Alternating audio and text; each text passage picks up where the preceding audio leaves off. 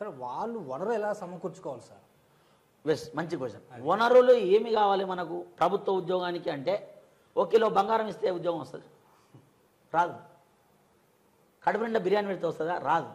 కానీ వనరులు ఏం కావాలి? విద్యార్థికి ఆయుధాలు, బార్డర్లో ఉండేటటువంటి సైనికునికి తుపాకీ కావాలి, నీకు పుస్తకాలు పెన్ను కావాలి, ఆయనకు గన్ను నీకు పెన్ను, అంతేగా. దీనికి లక్షల కోట్లు ఖర్చు కావాలి. ఒక చొక్కా మనం వేసుకున్నామంటే కనీసం ఒక 1000 రూపాయలు 2000 ఖర్చు డ్రెస్ పట్టించుకున్నాం, అంతే చాలు. మంచి పుస్తకాలు గవర్నమెంట్ ప్రింట్ చేసి ఏపీపీఎస్సీ వాళ్ళు, టీజీపీఎస్సీ వాళ్ళు తెలుగు రాష్ట్ర విద్య తక్కువ ప్రైజ్లో పుస్తకాలు వస్తున్నాయి. 2, ఆన్లైన్ క్లాసులు అందుబాటులో ఉన్నాయి.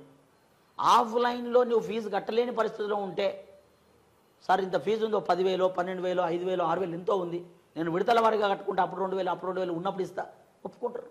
ఎందుకు ఒప్పుకోరు? మా లక్ష్యం ప్రభుత్వం అంటే ఏ కోచింగ్ సెంటర్ లక్ష్యం కూడా డబ్బులు సంపాదించడం కాదు, విద్యార్థి జీవితంలో మార్పు తీసుకురావాలి, విద్యార్థి బాగుపడాలి, పేదరికం నుంచి గట్టెక్కాలి, ఆలోచనలో మార్పు రావాలి అనే లక్ష్యం. కాబట్టి దీనికి ఎక్కువ ఫీజు ఖర్చు కాదు. ఇంకా భోజనం కదా, భోజనానికి ఇక ఎన్నో ఒక హాస్టల్లో 4-5 వేలు ఫీజులు కడితే ఇంత భోజనం 3 పూటలు పెడుతురు కదా. మొత్తం మీద నీ ఖర్చు నెలకు 8,000కు మించదు. 5,000 ఫీజు కట్టుకున్నా డైలీ ఖర్చు 3,000, 8,000కి మించదు. అది పెద్ద ఖర్చుగా ప్రస్తుత కాలంలో. అయినప్పటికీ ఇంకా కట్టలేని పరిస్థితులు ఉంటే అనేక రకాల వనరులు, వసతులు ఉన్నాయి. ఒకసారి నాలాంటి సీనియర్ రాజు సార్ ఫ్యాకల్టీని ఒకసారి కలవండి, కలిస్తే మీకు ఏ సమస్య ఉందో నేను కూడా ఆలోచిస్తా. సమాజం అనేది ఇప్పుడే కళ్ళు మూసుకోలే. సమాజంలో కోట్ల మంది కూడా పేదలకు, అపన్న ఆస్తులకు, దరిద్రులకు, లేదా ముఖ్యంగా వెనకబడిన వర్గాల వారికి ఇలా ఏ బాధతో మనం అందరికీ సమాజం కూడా చూస్తుంటుంది, వాళ్ళు కూడా సహకరిస్తారు. అందరం కలిసి సక్సెస్ చేయాలి. ఒక్కరమే మనం సమాజంలో ఉంటే సమాజం అన్నారు దాన్ని అడవి అంటారు.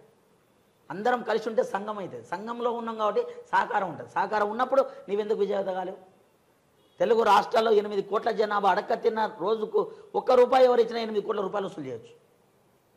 విద్యకు మీరు దూరం కావద్దు. కాబట్టి మీకు ఏ డౌట్స్ ఉన్నా కూడా నన్ను కన్సల్ట్ కావచ్చు.